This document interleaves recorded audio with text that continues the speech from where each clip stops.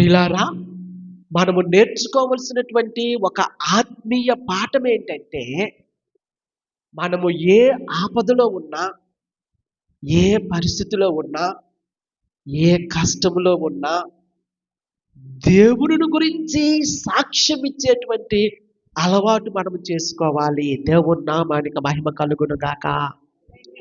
మనకు కలిగిన బాధను బట్టి, మనకు కలిగిన దుఃఖాన్ని బట్టి, మనకు కలిగిన వేదనను బట్టి, మన స్థితిని బట్టి మనము కృంగిపోయి దేవుణ్ణి దూషించడం కాదు, కానీ ఏ పరిస్థితిలో ఉన్నా దేవునిని మహిమపరిచే విధముగా దేవునికి సాక్షులుగా ఉండాలి. దేవుని నామానికి మహిమ కలుగును గాక.